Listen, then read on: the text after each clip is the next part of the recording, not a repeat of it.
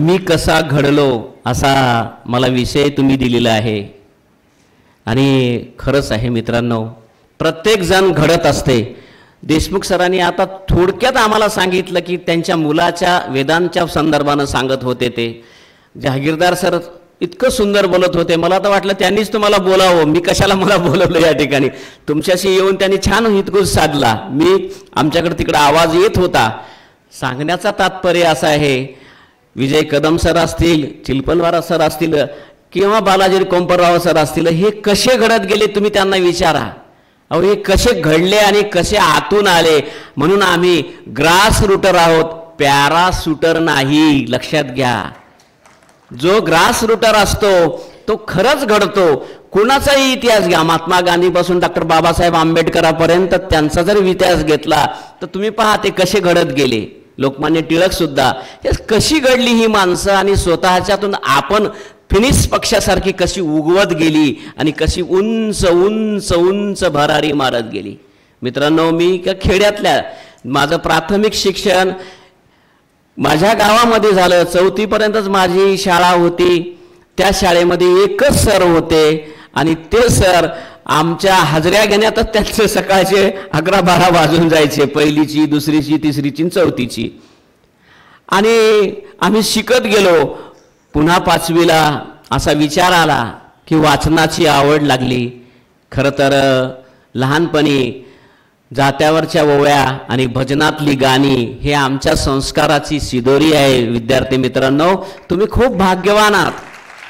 तुम्हाला अशा कुसुम सभागृहामध्ये एक एक दिग्गज येऊन इथं व्यक्त होणार आहे आणि तुम्हाला घडवण्याचं काम हे गुरुजन वर्ग करणार आहेत. म्हणून हा अभेद किल्ला तुमच्या पाठीशी आहे.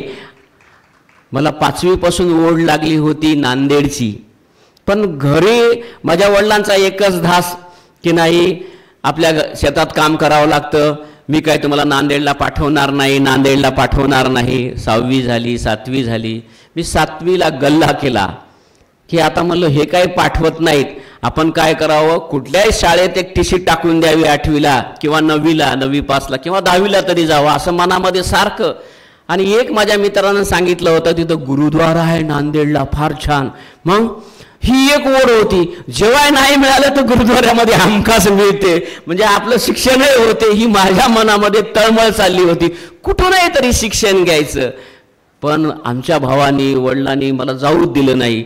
मग 9वीला मात्र तो गल्ला फोडला. बरेच पैसे जमले होते. ती गुपचूप टीशी काढली आणि मी टीशी काढून घेऊन येण्यासाठी निघालो तर माझ्या चुलत भावानं परत पुन्हा माझ्या सख्या भावानं 7-8 टोळक्यानं काही 4 मित्राने हळूच वडिलाच्या कानावर टाकलं आणि मला बराबर बस स्टँडला गाठलं आमच्या घोडा कामट्याच्या, की हा चाललाय पळून म्हणून. पुन्हा म्हणजे मला तिथं समजून सांगून त्यांचा बराच वेळ गेला. पण काय झालं की मग तिथेच त्या स्टेशनला 4 वाजले होते. मी म्हणलो आता जाऊन मला कोणती शाळा नांदेडला घेईल आणि कोण घेणार आहे, आणि डायरेक्ट 9वी 5ची टीशी, किती अवघड आहे. आता 10वीत आता प्रवेश करायचा. मग काय वाटलं की काही नाही की दुसऱ्या दिवशी वडिलांनी मला सोबत आणलं. मी आलो, अनेक शाळा फिरत महात्मा फुले शाळा, सगळ्या शाळेत चाललो. फक्त 5वीत प्रवेश, गुजराती हायस्कूल असेल, महात्मा फुले असेल, पीपल्स हायस्कूल असेल, हे फार शाळा गाजल्या होत्या. 1984-85ची गोष्ट आहे ही. अक्षरशः तिथं ॲडमिशनच नव्हतं. मला असं वाटू लागलं की 5वीलाच आपण प्रवेश घ्यावा, तिथं शिकता येतं ना, राहता येईल कुण्यातरी बोर्डिंगमध्ये, असं मला वाटत होतं. पण कुठेही मला प्रवेश मिळत नव्हता. मी परेशान झालो, वडीलही परेशान झाले माझे. बघ म्हणले कशाला टीशी काढली. आणि माझे मित्र मात्र फिदी हसत होते मी जाताना. का? अरे म्हणे 10वीला लोक शहरातून इकडं खेड्यात यायलेत काप्या मारून पास व्हायला, हा येडा उलटी गंगा चालली म्हणे याची, कशाला चालला असेल नांदेडला, हे चित्रपट पाहायला चाललंय, ज्योती टाकीला, श्याम टाकीला, दुसरं कशाला जाणार आहे, हे कधी शिकणार आहे म्हणे. असं एक काही मित्रांची अशा कुजबूज चालल्या. काय करणार. तर मग इथे महात्मा फुले शाळेला गेलो. एक सर होते, ते आज नाहीत बिचारे, OS सूर्यवंशी सर नावाचे. त्यांनी एक चिठ्ठी लिहिली की बाबा इथे एक शाळा आहे, त्या शाळेत जा आणि त्या शाळेत जाऊन म्हणजे राजश्री शाहू विद्यालय शाळा आहे, नुकतीच तिचं अगदी पहिली 1-10वीची बॅच बाहेर पडली होती. मी तिथं गेलो, थेटे सर होते. त्यांनी म्हणले व आम्ही घेतो पण तुझी परीक्षा घेतो. म्हणजे किती परीक्षावर परीक्षा, परीक्षावर परीक्षा. मग त्यांनी गणिताची आणि इंग्रजीची माझी परीक्षा घेतली. आता मी खेड्यातला पोरगा, पण मला माहीत होतं स्टेप, मला माहीत होतं व्याकरण, मला माहीत होतं ग्रामर, इंग्रजीचं कसं सोडावं, काय आहे टेन्स, काय आहे, सगळ्या गोष्टी काय आहेत ते व्यवस्थित लगे 10-10 मार्काची त्यांनी टेस्ट घेतली. तर झालं काय, इंग्रजीला 7 मार्क पडले आणि गणिताला 8 मार्क पडले. ते स्टेटे सर जर झाले खुश म्हणसाल की म्हणले बस, म्हणले काही हरकत नाही, हा पास होतो, आपणाला रिझल्ट देतो. आणि मग मला प्रवेश मिळाला. मित्रांनो, काय आनंद वाटला, काय आनंद वाटला. आज 40 वर्ष झाली मी नांदेडला तेव्हापासून आहे इथे. लक्षात घ्या, 10वीला चांगलं फर्स्ट क्लासमध्ये पास झालो. पण मी काय करायचा, लास्ट बाकावर बसायचा सुरुवातीला, लास्ट बाक. कारण मला हसायचे सगळे. खेड्यातला येडागळा आपला कसा तरी आपले कपडे लते घातलेले सगळे हसायचे. पण अक्षरशः पहिल्या बाकावर जे बसणारे होते ना, ते फार वेगळ्या स्टाईलनं राहायचे, वेगळ्या वेगळ्या पद्धतीनं बोलायचे. मला तर कोणी बोलतही नव्हतं, पण मी म्हणलं आपण मार्कातून दाखवून द्या. मी त्यांना दाखवून दिलं. मग नंतर पुढे या इथल्याच यशवंत महाविद्यालयामध्ये आलो, इथे BA झालो. पीपल्स या आपल्या कॉलेजमध्येच, पीपल्स कॉलेजमध्ये जसे विजयजी तिथे शिकले, व्यंकटराव तिथे शिकले, सर तिथे प्राध्यापक आहेत. त्या तिथे जाऊन मग मी MA झालो, BEd झालो. म्हणजे सावरगावकर सर, भगत सर, एवढंच नव्हे तर गुरुवर्य बुध वाडीकर सर मला लाभले. काय भाग्य माझ्या नशिबामध्ये, खूप काही भाग्य असं लाभत गेलं आणि मी घडत गेलो. मित्रांनो, घडता घडता काय झालं की आमचं जगणं हे कसं होतं की अतिशय खडतळ पद्धतीनं रूमवर राहणारे, पण तुम्हाला आई वडील आहेत, डब्बा देतात, छान लगे अभ्यासाला सुद्धा तुम्हाला वेळ मिळतो. अगदी सर तर शिकवतात आणि दुसरेही काही सर येऊन तुम्हाला शिकवत असतात. पण आम्हाला त्या काळात ट्युशन वगैरे काही नव्हतं, बालाजीरावला नव्हतं, कुणालाच नव्हतं ट्युशन. आम्ही आमच्या मनानंच शिकत गेलो. झालं. आता MAला फर्स्ट क्लास आलो. कुठं जॉईन व्हावं हा प्रश्न होता खूप ठिकाणी, पण महात्मा गांधींचे आमच्यावर संस्कार होते की खेड्याकडे चला, खेड्याकडे चला. अगदी मला जालन्याला दानकुवर महाविद्यालयामध्ये बोलवलं होतं, सरस्वती भवन औरंगाबादच्या कॉलेजमध्ये बोलवलं होतं, पण 3rd पोस्ट होती. सर जहागीरदार साहेब 3rd पोस्ट म्हणलं की आमचे मित्र म्हणायचे ते कधीही सरप्लस होते आणि कोणीकडेही जाते. मग मी म्हणलं बाबा त्याच्यापेक्षा आपण जे काही आहे ते आपलं अशाच पद्धतीनं राहिलेलं बरं. हे चालू झालं. मग मी काय केलं की खेड्यातच कुठंतरी, मग योगायोगानं माझा त्या काळात BEdलाही नंबर लागला. BEdला नंबर लागला तर मी तर भारावून गेलो. लक्षात घ्या. आणि BEd म्हणजे त्या काळात अगदी चांगले, आता सिनियर लेक्चरर जे आमचे मित्र आहेत त्यांचा नंबर लागला नव्हता, पण माझा नंबर लागल्यामुळं पहिल्या यादीमध्ये 1ल्या 2ऱ्या 4थ्या 5मध्ये माझं नाव असल्यामुळं मी लईच भारावून गेलो. BEd केलं. मग म्हणलं आता काय, कुठंतरी मग सिनियरला गेलो नाही, मग ज्युनियरला गेलो. माझ्या डोक्यात काय विद्यार्थी संख्या राहील, काहीतरी होईल बाबा, ह्या सगळ्या गोष्टी होत्या. आणि त्या तशा पद्धतीनं मला अगदी खेड्याकडे म्हणजे सोनखेडलाच मला प्रॉपरला फर्स्ट पोस्टवर मी माझी नेमणूक झाली आणि इतकं शिकवत गेलो. आज माझे 77 विद्यार्थी कलेक्टर आहेत. म्हणजे लक्षात घ्या, क्लास 1 क्लास 2 आहेत. त्याचं उदाहरण म्हणजे इथेच नांदेडला तुम्हाला सुद्धा आजही जाऊन पाहू शकता. सत्येंद्र वीरेंद्र औलवार हा समाज कल्याण अधिकारी आहे. त्याची बहीण सुद्धा STI आहे. असे किती आहेत काय पता नाही, फक्त मी गाईडलाईन देत असतो. मी असा घडत गेलो. मित्रांनो, खरंच जीवन हे खूप सुंदर आहे. तुम्ही घडा, जिद्द, वाचत गेलो, खूप काही वाचत गेलो. वाचल्याशिवाय आपल्याला काही मिळत नाही. म्हणजे वाचलं पाहिजे. संस्कारातून आपण घडत असतो आणि गुरुजन, आई वडील हे आपल्यावर संस्कार करत असतात. हाच धागा आपण पकडायचा आणि त्याच्यातूनच तुम्ही घडायचं. उद्याचं लाईफ आपल्याला खूप काही बनवायचं आहे. आज मी खूप अनेक ठिकाणी गेलो. मगाशी परिचय करताना खरंच भाग्यवान आहे. असं घडता मी अनेक पुस्तकं लिहिले आणि त्या पुस्तकामुळे मला बाहेर देशात सुद्धा जायचं संधी मिळाली. तुम्हाला माहित आहे महात्मा फुलेचं शेतकऱ्याचा असूड हा ग्रंथ आहे, त्याचा मी अनुवाद काव्यरूप केलं. त्या ग्रंथामुळे मी 3 देशामध्ये जाऊन आलो. एक दुबईला, थायलंडला आणि सिंगापूरला. म्हणजे बघा पुस्तकानं काय दिलं नाही मला. आणि भारत सरकारनं मोदी सरकारनं पाठवलं, कारण ते पाण्याचा प्रश्न त्याच्यामध्ये आहे. पाण्याची भूमिका कशी त्या काळात महात्मा फुलेने सांगितलं. मुलींचे लग्न उशीर करा. महात्मा फुलेनं त्या काळात सांगितलं. काय सांगितलं की बाबा रे, की विहीर पाडताना या वर्षी 5 हात पाडा, दुसऱ्या वर्षी 2 हात पाडा, पुन्हा 1 वर्ष पाडा, 1 हात पाडा. हळूहळू हळूहळू टप्प्याटप्प्याने ही कामं करा. एकदाच असा घास घेऊ नका. हे असं होतं. आणि आता तुम्हाला माहीत आहे, आमच्या काळामध्ये आमची इंग्रजी कशी होती. मी 5वीला असताना 7वीला असताना इंग्रजी फार वेगळ्या पद्धतीची होती आमची. काय झालं, एका गाईनं एका मुलाला असं ढकललेलं असतं, हुंदाळलेलं असतं. तो पोरगा आमच्या काळात इंग्रजी म्हणजे 5वीला होती. तुम्हाला तर नर्सरीपासून इंग्रजी आहे. मग तो काय म्हणला, बोलू लागला असा, आय एम गोईंगड, काऊ इज कमड, सी इज डकलिंगड, सिंग इज खुपसिंगड, इन माय टंगड, सो आय एम लंगड. अशी इंग्रजी होती. पण मी 3 महिन्यापूर्वी जेव्हा मुंबईच्या एका कॉन्व्हेंट स्कूलमध्ये गेलो, कॉन्व्हेंट स्कूलमध्ये पॅकेज बी खूप दिलं मला बरं काय.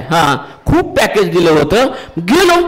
गेल्यानंतर मी तिथं छोटे पोरं 5वी 6वी 7वी 8वीचे तुमच्यासारखे बसले होते.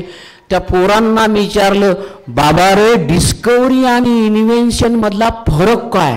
पोरं फार हुशार. आता तुम्हाला माहित आहे, डिस्कवरी म्हणजे शोध लावणे, जसं कोलंबसानं शोध लावला, बरोबर आहे की नाही. इन्व्हेन्शन म्हणजे निर्मिती करणे. जशी आता या ठिकाणी जहागीरदार साहेबांनी या फाउंडेशनची, नवोदय फाउंडेशनची निर्मिती केली, निर्माण केलं. 17वे वर्ष चालू आहे. निर्मिती नाही तर काय, फाउंडेशन म्हणजे निर्मिती केली त्यांनी. आज हे संस्कार शिबिर त्यांच्यामुळे चालू आहे ना. म्हणजे ही निर्मिती आहे. जशी तुकारामानं गाथा लिहिली, ही निर्मिती आहे की नाही. सरांनी अनेक पुस्तकं लिहिली, ती निर्मिती आहे त्यांची. ही निर्मिती आहे. आणि तर मी त्याला विचारलं, बाबा रे, मला अधिक काही बोलू नको, मला फक्त डिस्कवरी आणि इन्व्हेन्शन मधला फरक सांग. तो पोरगा फार हुशार होता. सांगू सांग की सांगू. अरे मला किती दिवस ताणतो मग. त्याचं असं आहे म्हणला. म्हणलं काय आहे? त्याचं असं आहे. म्हणलं काय आहे? माझी उत्सुकता किती ताणतो. डिस्कवरी आणि इन्व्हेन्शन मधला फरक तो पोरगा बोलू लागला. काय म्हणला, सर किती सोपं आहे. मी म्हणलं किती सोपं आहे? सांग की. सांगू? अरे सांग ना. तुटून चालली म्हणलो आता जी माझी जे काही उत्सुकता होती ते. मग तो पुन्हा म्हणला, सांगू? अरे सांग की. मग तो बोलला, माय father discovered my mother and invention to me. बा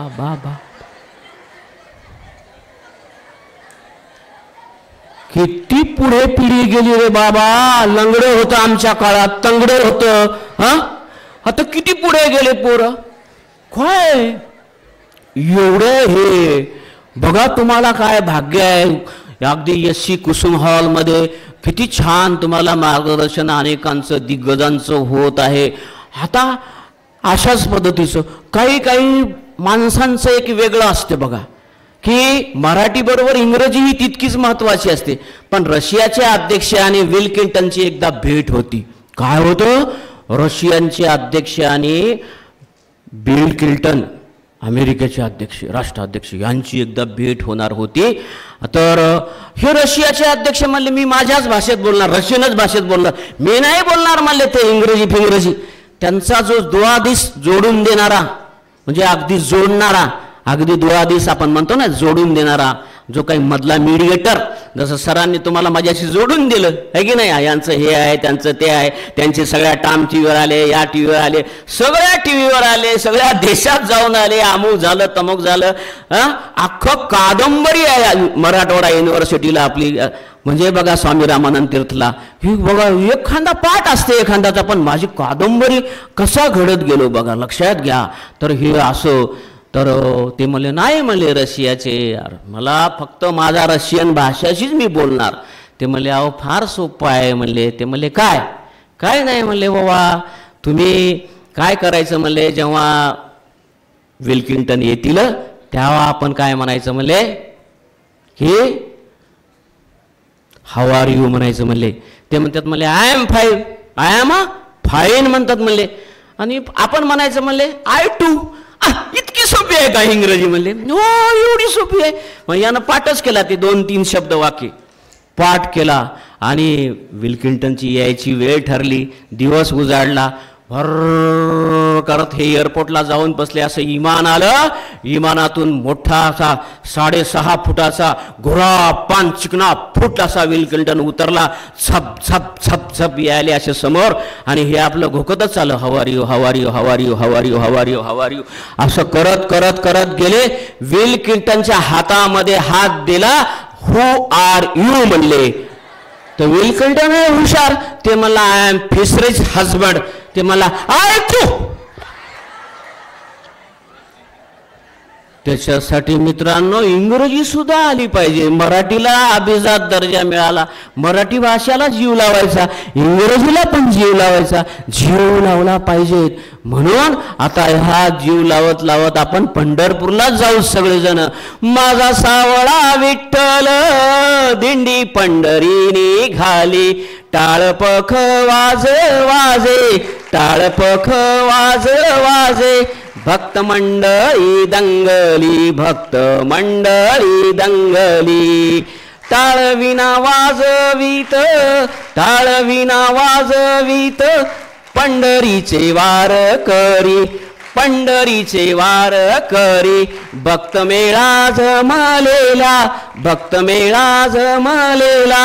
चंद्रभागे चारे तिरी चंद्रभागे चारे तिरी. विठू तुझ्या देवळात. शाळा म्हणजे काय? तुमचं फाउंडेशन म्हणजे काय? देऊळच आहे ना. विठू तुझ्या देवळात कसा वाजतो मृदंग कसा वाजतो मृदंग. टाळकऱ्याची रे साथ तुझा गाईला अभंग तुझा गाईला अभंग. तुझा लागलेला लळा. मुंबईच्या पोराने विचारलं.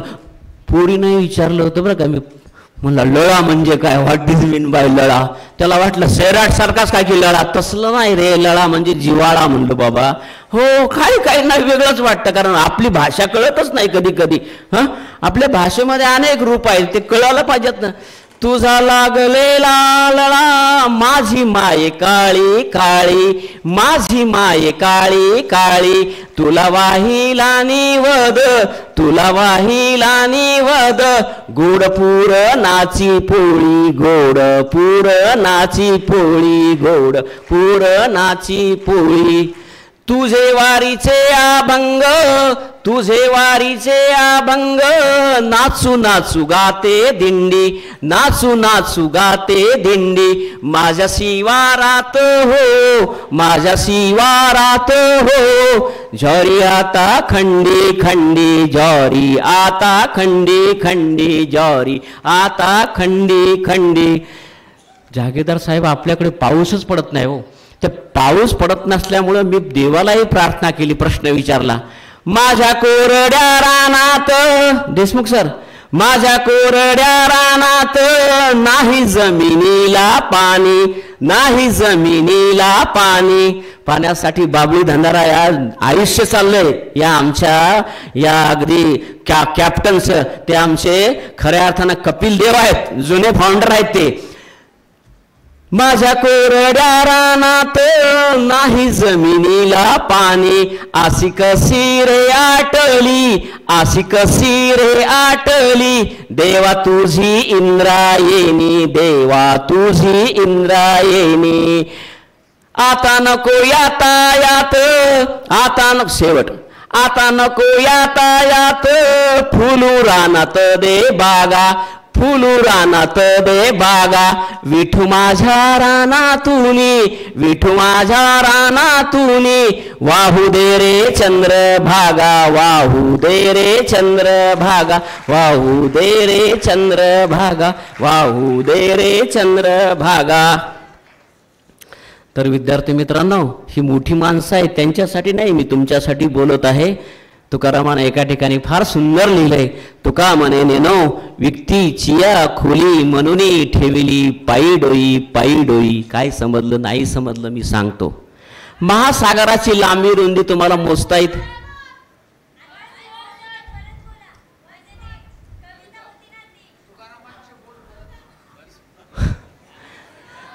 तुका म्हणे नेनो व्यक्तीचिया खोली म्हणून ठेविली पायी डोई. तुका म्हणे नेनो व्यक्तीचिया खोली म्हणून ठेविली पायी डोई. विद्यार्थी मित्रांनो, ज्या महासागराची लांबी रुंदी मोजता येत नाही, त्याच्यात किती पाणी आहे काय आहे तर मोजता येत नाही, तर तिथं आपल्याला नतमस्तक व्हावं लागतं. हे समोर बसलेले जे गुरुजन आहेत त्यांच्यापुढे मी नतमस्तकच झालो ना आल्या आल्या, कारण ह्यांनी माझा सत्कार केला, सन्मान केला. असं एक जिव्हाळ्याचं हे नातं त्यांनी आम्हाला जोडून दिलं. हा नतमस्तक होणे म्हणजे आपल्याला माहीत आहे का सागरामध्ये किती. आता समजा इथे बसलेले बालाजीराव असतील, विजयजी असतील, व्यंकटराव सर असतील, जहागीरदार साहेब असतील किंवा देशमुख साहेबांच्या डोक्यामध्ये किती किती अगदी बुद्धिमत्ता आहे. ते आपणाला काय किलोवानं 2 किलोवानं 4 किलोवानं मोजता येईल का? त्याची कंटेंट टेस्ट घ्यावं लागेल की नाही, आपल्याला घ्यावं लागेल की नाही. चाचणी घेतल्यावर कळेल त्यांना की 100 पैकी 98, 97, 96, 99 किती मार्क पडले. तसं काय असतं, एक पंडित असतो मित्रांनो, एक पंडित असतो आणि तो रस्त्याने निघालेला आहे. आणि चढ लागला असा, गुरुद्वाराच्या पुढून आल्यानंतर एक चढ आहे असा आपला वर. ते चढ लागल्यानंतर तो पंडित पंढरपूरकडे निघाला होता आणि चढ लागला असा. चढ लागल्यानंतर तो पंडित रथाच्या खाली उतरला आणि चालू लागला. एक मुलगा असा क्रिकेट खेळू लागला, त्याचा चेंडू इकडे तिकडे चालला, 2दा 3दा 4दा. आपल्याच जवळचा मुलगा होता. तर तुका म्हणे नेनो व्यक्तीची खोली म्हणून ठेविली पायी डोई. लक्षात घ्या, तो मुलगाला तो पंडित म्हणला, का रे बाबा तुला पंढरपूर माहीत आहे का? तो पोरगा म्हणला, तुला माहीत आहे का? पोरगा हुशार होता, आपल्या फाउंडेशनचाच पोरगा होता. पोरगा म्हणला, पंडित म्हणला माहीत आहे. मग तुला माहीत आहे तर मला कशाला विचारायला म्हणला. पोरगा हुशार होता, ह्या सगळ्या सरांनी शिकवलेला होता. पंडित म्हणला, तसं नाही रे, मी पंडित हाव म्हणला. हा, कुठल्याही प्रश्नाची एका झटक्यात उत्तर देतो म्हणला, असला पंडित हाव म्हणला मी. अरे बापरे म्हणला. हाही 4-2 वाहेगुरूचे प्रवचन ऐकलेला पोरगा होता. सगळं सत्संग अगदी त्याला सगळं माहीत होतं की नेमकं काय आहे आणि काय नाही. तर काय झालं मग, असं आहे का म्हणला. पोराने विचार म्हणला प्रश्न, एका झटक्यात उत्तर देतो. तो का म्हणे नेनो व्यक्तीची खोली म्हणून ठेविली पायी डोई. तर पोरानं सहज प्रश्न फेकला असा, महाराष्ट्राची राजधानी. पंडितांना खडालकन उत्तर दिलं, मुंबई. सध्याचे पंतप्रधान नरेंद्र मोदीजी. खडालकन लगे. पोरगा म्हणला, बर म्हणला. बाजूला वाळू पडली होती मल्टीपर्पज ग्राउंडवरची, अशी उचलली, सांग म्हणला वाळू किती आहे. पोरगा हुशार होता, या आपल्या नवजीत फाउंडेशनचा होता तो. हां, नांदेड एज्युकेशन सोसायटीमध्ये शिकलेला पोरगा होता. हां, पंडितांना अशी वाळू घेतली उपरण्यामध्ये, लागला मोजायला. लहाने खडे किती, मोठे खडे किती. 1 मिनिट गेला, 2 मिनिट गेला, 4 मिनिट गेला, 5 मिनिट गेला, 10 मिनिट गेल्यानंतर पंडिताला घाम फुटला. या पोराच्या रूपाने या ठिकाणी गुरु गोविंद सिंग तर आले नाहीत ना आपला गर्व हरण करण्यासाठी. पंडित हाव, मी मोठा हाव, झटक्यात उत्तर देतो असं म्हणायला. हा कदाचित या पोराचं रूप घेऊन गुरु गोविंद सिंग नक्कीच आलेत. पंडिताला घाम फुटला. घाम फुटल्यानंतर पंडित म्हणला, पोरगा म्हणला, सांग की. एका झटक्यात सांगतो. नाही म्हणला, मला सांगता येत नाही वाळू किती आहे ते. ते म्हणला, कोणी तुला पंडित केलं म्हणला. पोरगा लय हुशार होता ना, आपल्याच होतं फाउंडेशनचं ना. म्हणला, तूच सांग. पोरगा म्हणला, तसं कसं सांगू, काय पाया पड तवा मी सांगतो. बघा, माणसाला मान सहन होतो पण अपमान सहन होत नाही. पंडिताला अगदी वाटलं आता खरंच गुरु गोविंद सिंग हे रूप घेऊन आलेलं आहे, तर आणि आता आपण पाया पडलो पाहिजेत. पाया पडून घेणारा पंडित त्या मुलाच्या पाया पडला आणि तेव्हा त्या मुलानं उत्तर दिलं, कुण्या बेकुबानं तुला पंडित केलं रे म्हणला. वाळू किती आहे? मुठभर तर वाळू आहे म्हणे. मुठभर, शेर 2 शेर खंडीभर खंडी खंडी आता बोललो नाही का मी, हे असे माप आहेत आपल्याकडे. म्हणून तुका म्हणे नो व्यक्तीचिया खोली म्हणून ठेविली पायी डोळी. त्या काळात तुकारामानं लिहिलं, लक्षात घ्या. एखाद्या माणसाची बहिणाबाईची का उपजात प्रतिमा होती ना, आम्ही कसं घडलो हे असे घडत आलो. आम्ही संस्काराच्या माध्यमातून आम्ही घडत आलो. म्हणून वाचलं पाहिजेत. वाचाल तर वाचाल, नाहीतर तिथंच फसाल. वाचन हे फार महत्वाचं आहे. आमच्याबरोबर एक 8व्या ड मधला विद्यार्थी होता, फारच चतुर होता. तो परीक्षेत नापास झाला आमच्याबरोबर. बरं, आता मध्यंतरच्या काळामध्ये काय झालं तर 8वीतून 9वीत, 9वीतून 10वीत, 10वीतून हो तिकडंच. पण थोडंसं त्या काळात नव्हतं, पास तर पास, नापास तर नापास असं होतं. तो सरांना म्हणाला, काय म्हणाला, सर सर हजारों की किस्मत आपके हाथ में थी, मुझे अकेला को पास करता तो क्या बात थी. बापरे, परेशान झाले सर. त्याला तसंच घेऊन आले इकडे कॅबिनमध्ये. योगायोगानं सर्वच ही पुढे मंडळी बसलेली आहेत. बालाजीराव असतील, जहागीरदार साहेब असतील, व्यंकटराव असतील, विजयजी असतील, हे सगळे बसले होते.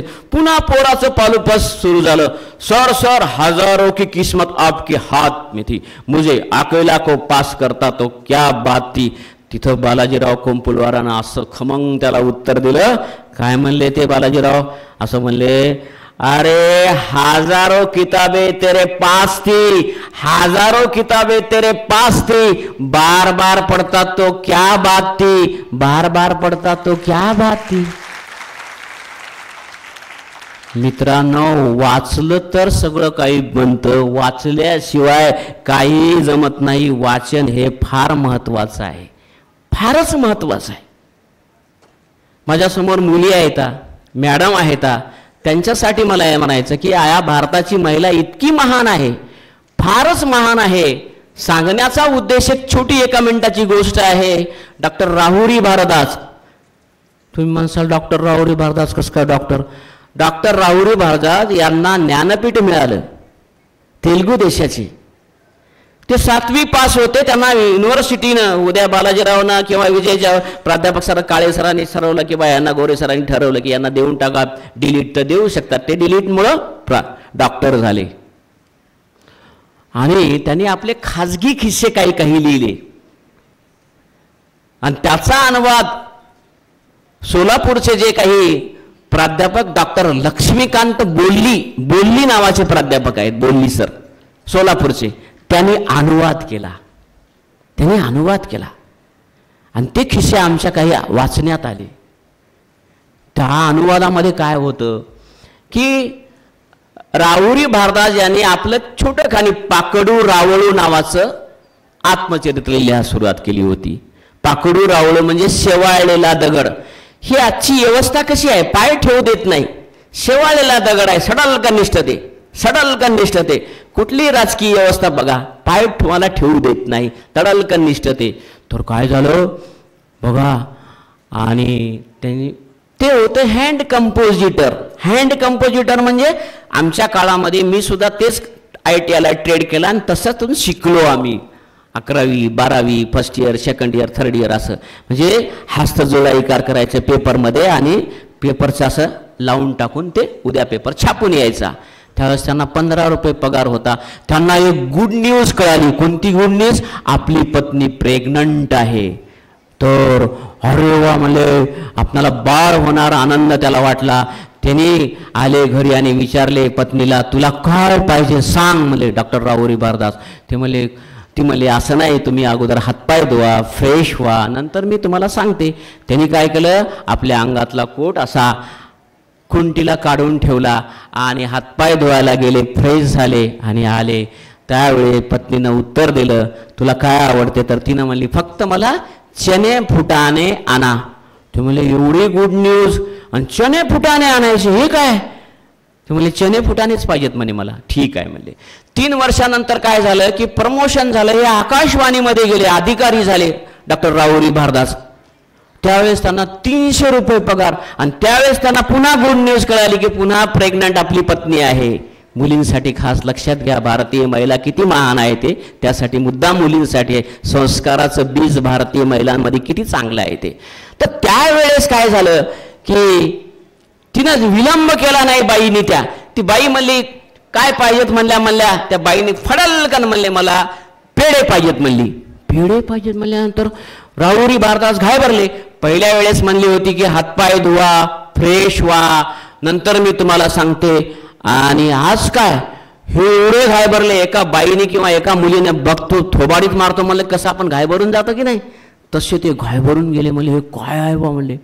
तर त्यावेळी टडलकन उत्तर दिल्यामुळे राहुरी भारदासला त्या महिलेचं उत्तर काय होतं, ती महिला काय म्हणली, त्यांची पत्नी काय म्हणली त्यांना, अहो महाशय पहिल्या वेळेत तुम्ही चनेफुटाने म्हणले. मी का म्हणले म्हणे, तुम्ही जेव्हा हातपाय धुवायला बाथरूममध्ये गेलात, फ्रेश झालात आणि मी तुमचे खिसे तपासले, त्या खिशामध्ये फक्त 10 पैसे होते. 10 पैसे. 10 पैशात काय येईल, चनेफुटाने नाही तर काय येणार. हे अशा पद्धतीची भारतीय महिला, आपली मुलगी महान आहे मित्रांनो. म्हणून महिलांवर संस्कार फार महत्त्वाचे आहेत. संस्काराचं बीजरोपण ते तसं आलेलं आहे. म्हणून तुम्हाला सर्वांनाच माहीत आहे आइन्स्टाईन नावाचा खरंच कसा व्याख्याता होता, किती सुंदर होता. काय सहवासात गेलं की माणसं काही होतात, काही बनू शकतात ना. काय झालं एकदा की आइन्स्टाईन बिमार पडला आणि त्यांचं व्याख्यान होतं अगदी नांदेडला. त्यांची गाडी आली युनिव्हर्सिटीपर्यंत. गाडी आल्यानंतर काय झालं की आता व्याख्यान तर देणार कसं, ते काय नाही म्हणला. तो ड्रायव्हर काय म्हणला, हजारो व्याख्यान ऐकले होते. ते म्हणला काय नाही, तुमचा कोट माझ्यात द्या म्हणला, सगळं मी कपडे घालतो म्हणला, मी व्याख्यान देतो म्हणला, तुम्ही माझ्या जागेत जाऊन बसा म्हणला. झालं तसं ठरल्याप्रमाणे आइन्स्टाईन हा ड्रायव्हर व्याख्यान दिला. इतका जोरदार व्याख्यान दिला, एवढा जोरदार व्याख्यान दिला. आणि खाली बसल्यानंतर प्रश्नमंजुषाचा कार्यक्रम असायचा की व्याख्यानामधले अनेक प्रश्न विचारायच्या मुली. तुम्ही जसं आता मी विचारलं की कविताचं पुन्हा मला बोलून दाखवा. तुका म्हणे नवतीची आखुली म्हणूनही ठेवली पायी डोई आम्ही कसे घडलो. तर ते प्रश्नमंजुषाचा तो व्याख्यान दिला ड्रायव्हर. आणि खाली बसल्यानंतर तो म्हणला, त्या का मुलांनी प्रश्न विचारला आणि विचारल्यानंतर त्या मुलाला म्हणला, अरे एवढा सोपा प्रश्न विचारतो, ते बघ म्हणला माझ्या गाडीचा ड्रायव्हर तिथं बसलेला आहे, त्याला जाऊन विचार, ते सुद्धा उत्तर देऊ शकते. गेलं पोरग. आइन्स्टाईननं खडलकन उत्तर दिलं. असलं मित्रांनो, सहवासात आल्यावर काही घडू शकते. सहवास गुरुजनांचा, चांगल्यांचा लाभणं फार महत्त्वाचं आहे. सहवास फारच महत्त्वाचा आहे. आणि खरंच तुमचे गुरु भाग्यवान आहेत. सॉक्रेटिसला सुद्धा एका चांगल्या विद्यार्थ्याने प्रश्न विचारला. त्याला म्हणला की बा तुम्ही ज्याला विद्यार्थी करून घेता, तर तुम्ही तुमच्या घरासमोरच्या हौदात का पाहायला लावता, तुमचा काय उद्देश आहे, एक विद्यार्थी म्हणतो. तर त्यावेळेस सॉक्रेटिस काय म्हणतो सर, त्यावेळेस विद्यार्थ्यांना सॉक्रेटिस काय म्हणतो माहीत आहे का, तो म्हणाला की ज्या विद्यार्थ्याला की त्या हौदामध्ये मॅक्रोबॅक्टेरियम, बॅक्टेरिया, फ्लॅश, सूक्ष्म जीवाणू दिसतात, मासे दिसतात, अशांनाच मी विद्यार्थी करून घेतो, शिष्य करून घेतो. ज्याला आपलं स्वरूप दिसते, मी आमिर खान, मी शाहरुख खान, मी अमुक आहे, मी तमुक आहे, ज्याला अहंकार आहे, अशांना मी कधी शिष्य करून घेत नाही. बघा अशी किती मोठी माणसं, हे गुरु असे आहेत की या गुरुने तुम्हाला विद्यार्थी करून घेतलेला आहे. किती भाग्यवान तुम्ही आहात. म्हणून जाता जाता एक शेवटची 3 मित्रांची गोष्ट सांगतो तुम्हाला. वेळ झाला असेल तर थांबतो बरं काय. Yes sir. साहेब म्हणाले की सांगा, जहागीरदार साहेबाचं विचारा की अजून बोला. तर 3 मित्र असतात मित्रांनो. आपणाला याच्यात मात्र लक्ष द्या, तुम्हाला मी प्रश्न विचारणार आहात की एक लक्षात घ्या, बोधकथा आहे की आपणाला कुठं ना कुठं तरी जायचं आहे. 3 मित्र अगदी first year, second year, third इयरपर्यंत एकत्र, BEdला एकत्रच. आणि शेवटचा पेपर संपल्यानंतर ते पाराजवळ आपल्या गुरुद्वाऱ्याजवळ येऊन बसतात आणि एकमेकाला बोलतात की बाबा रे, की तुम्ही कुठं भेटणार, आपण आता कुठं भेटायचं. तर पहिला मी विचारणार बरं तुम्हाला, पहिला म्हणतो तुला जर मला भेटायचं असेल तर अंबानीकडे ना अदानीकडे यावं लागेल, पहिला म्हणतो बघा. आणि दुसरा असा म्हणतो की तुला जर मला भेटायचं असेल तर नवजीत फाउंडेशन आणि नांदेड एज्युकेशन सोसायटी संस्थेत यावं लागेल, युनिव्हर्सिटीमध्ये यावं लागेल मला भेटायला. ह्या दोघांचे उत्तर एकमेके पाहून हा तिसरा जो होता ना, तो धायमायकून रडू लागला. ते म्हणले रडाय तुला काय झालं. काही झालं नाही म्हणले रडायला मला, तुम्ही दोघं तरी भेटशाल म्हणला एकमेकांना, पण मी कुठेच तुम्हाला भेटणार नाही. काय म्हणजे काय? अरे म्हणे तुम्हाला माहित आहे पहिला मित्र कोण होता? जो अदानीकडे भेटतो, अंबानीकडे भेटतो, पैसा. आणि दुसरा नॉलेज. नॉलेज ज्ञान भेटतं ना. मग तिसरं काय? तिसरा मित्र कोण? तिसरा कोण होता तो सांगा? मुंबईच्या अगदी कीर्ती महाविद्यालयातल्या मुलांना सुद्धा आलं नाही बरं काय, लक्षात घ्या. तर तिसरा मित्र आता मी सांगून टाकतो, वेळ भरपूर झालेला आहे, ताणत नाही उत्सुकता. मित्रांनो, तिसरा मित्र होता विश्वास. तुम्ही मला इथं बोलवलं, मी इथं आलो आणि आपल्यातला एकमेकावरचा विश्वास मी तुमचा अगदी हळू दिला नाही, तो विश्वास टिकून ठेवला.